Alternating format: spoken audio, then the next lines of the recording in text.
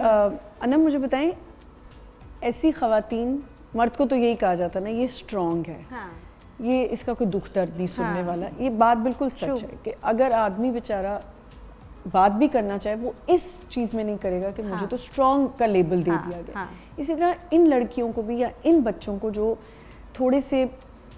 वो होते हैं कि अच्छा हम बात नहीं करें, स्ट्रॉन्ग बना दिया जाता है। अच्छा आमना, मैं अज़ाला जी की बात को थोड़ा सा आगे लेकर कॉम्प्रिहेंड करूंगी कि हर चीज़ ना हम बहुत टिपिकल अंदाज में देख रहे होते हैं, बहुत सतही बातें कर रहे होते हैं, लेकिन अगर मैं थोड़ी सी साइकोलॉजिकल पर्सपेक्टिव से देखूं तो हम पाकिस्तान में आई एम ग्लैड कि अभी चीज़ें बहुत बेहतर हो गई हैं, लेकिन साइको एजुकेशन जो है ना वो हर फैमिली का हिस्सा होना चाहिए। साइको एजुकेशन में ये सारी ही बातें आती हैं जो हम और आप आज कर रहे हैं। एक चीज़ मैं यहाँ और क्लियर कर दूँ कि ऐसा नहीं है, हर घर में ऐसा नहीं होगा कि बच्चा क्योंकि उसका इमोशन सप्रेस हो गया या घर में आपस में बॉन्डिंग नहीं बन रही है। कई बार ऐसा होता है कि जेनेटिकली कुछ ऐसी चीज़ें बच्चे पैदा होते हुए उनके अंदर कुछ चीज़ों की, जैसे हम कहते हैं ना बाज़ औक़ात जिस्मानी कुछ कमियां रह जाती हैं, इसी तरीके से बहुत बार नफ्सियाती भी कुछ ऐसी कमियां होती हैं जिसको पेरेंट्स एड्रेस ही नहीं कर पाते और सिर्फ यही समझ आता है कि अगर एक घर में, अभी जैसे आपने बात की कि बहन भाइयों में ही इतने कॉन्फ्लिक्ट्स हैं, क्यों? क्योंकि अगर एक घर में 5 बहन भाई हैं तो कोई ज़रूरी नहीं है कि वो पाँचों एक ही तरह से सोचते हों, उनका माइंडसेट एक जैसा हो, may be they have different feelings.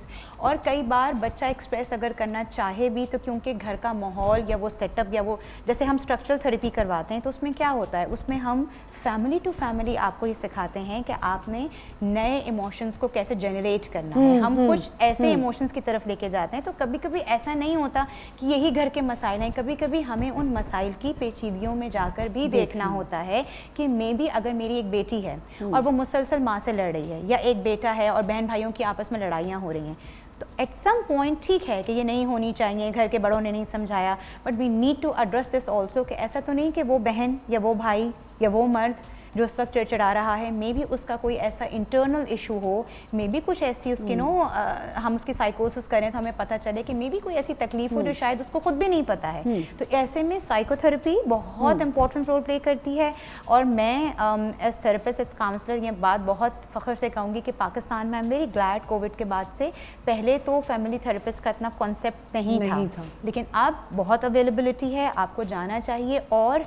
कई बार ऐसे मसाइल होते हैं आमना जो घर के बड़ों से भी नहीं हल हो रहे होते, because they have their, but क्या वो मसाइल की वजह घर के बड़े भी हो सकते हैं? कई बार घर के बड़े होते हैं, कई जो बार आपने कहा 5 बहन भाई हैं, तो उसमें अगर आप ये करेंगे कि फेवरेटिज्म डालेंगे तो ऑफिस में देखिए आमना उसमें 2 चीजें हैं, मैं उसको बिल्कुल एक सॉर्टेड वे में देखूंगी। कई बार घर के बड़े होते हैं और कई बार ऐसा भी होता है कि घर के बड़े अपने तौर से तो पूरी कोशिश कर रहे होते हैं ना। हम देखें, हमें कोई बड़ा सुन रहा होगा तो वो ये कहेंगे कि भाई अपने तौर से तो हमने जो चीज़ हमने इस बच्चे के साथ की वही हम इसके साथ भी कर रहे हैं। बट क्या है कि साइको एजुकेशन वहाँ पर काम करती है कि कई बार बच्चों में या घर के उन लोगों में या हर फर्द में नफ्सियाती तौर पर बहुत सारी ऐसी चीज़ें अंदर ही अंदर पनप रही होती हैं जो एक पॉइंट पे आके अराउज होती हैं। तो ये बहुत इंपॉर्टेंट पॉइंट है। देखिए, मैं एक फैमिली को जानती हूँ जहाँ पे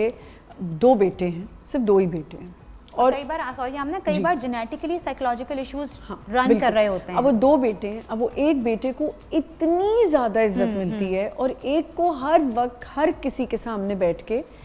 जब भी वो बच्चा बात करने की कोशिश करता है माँ बाप से, हालांकि माँ बाप सुनते हैं, ऐसी बात नहीं है, लेकिन वो ज़्यादा जो है, अब देखिए आप भी आपकी बच्चियाँ हैं, एक को अगर आप हर वक्त इम्पोर्टेंस देते रहेंगे, ये पता ये तुम एक घर की बात ना करो, ये हर घर की, आपको हर घर की ये कहानी है कि माँ बाप फेवरेटिज्म करते हैं। इवन आप घर के बाहर भी अगर कहीं देखेंगे, मुझे एक दिन ये भी करना है, हर ऑफिस की कहानी, मैं कहने वाली थी कि हर ऑफिस, हर डिपार्टमेंट की कहानी। मैं समझती हूँ कि ये इश्यूज जो होते हैं ज्यादातर जो है ना, जो हमारे घर बड़े कहते थे कच्चे गानों की है, कच्चे गानों के, जो लोग दूसरों पे फौरन बिलीव, वो उनको अपनी ज़िंदगी, मैं कहती हूँ कि जब भी आप किसी से बात करें या किसी का भी अगर आप चाहते हैं कि किसी का मसला हल करना, सबसे पहले आप अपनी चीज़ों को देखें कि हम कहाँ सही हैं और कहाँ गलत हैं। अपने आपको पहले आपको देखना है कि हम सही हैं या गलत हैं। आप जब भी, मैं रात को सोते वक्त सुबह से लेकर रात तक का सारे सीन अपने सामने दोहराती हूँ कि मेरी वजह से किसी को तकलीफ तो नहीं, मैंने किसी को हर्ट तो नहीं किया, मैंने कोई गलत फैसला तो नहीं किया, मैंने किसी को गलत समझाया तो नहीं। तो ये हर इंसान को करना चाहिए। और जहाँ तक इनकी बात है कि थेरेपी की, वो अगर किसी को आपके ना कि ऐसे हम आपको बताते हैं कि हम पागल थोड़ी हैं, हम पागल नहीं, हम पागल नहीं है, हमारा दिमाग खराब नहीं है, अब साइको कर दिया हमने आपको, अब साइकाइट्रिस्ट के पास भेज रहे हैं। मेरा ख्याल है कि अगर family to family you know बहुत हेल्प हो जाती है, बहुत हेल्प है, बहुत वही वाली बात है कि जैसे एक नॉट बंधी हुई है तो आपने उसको नो रिलीज कर दिया, और फिर बहुत सारी ऐसी बातें होती हैं जो घर वाले आपस में बैठकर नहीं कर रहे होते, कभी कभी just for the sake of the respect. एक चीज बड़ी अच्छी हो गई है कि हमारे कुछ आर्टिस्ट हैं जिन्होंने ऑन द सरफेस आके ये बात बिल्कुल बहुत ज्यादा एक्सेप्ट करना शुरू की कि we also went through this and we went to a therapist, I went to a therapist.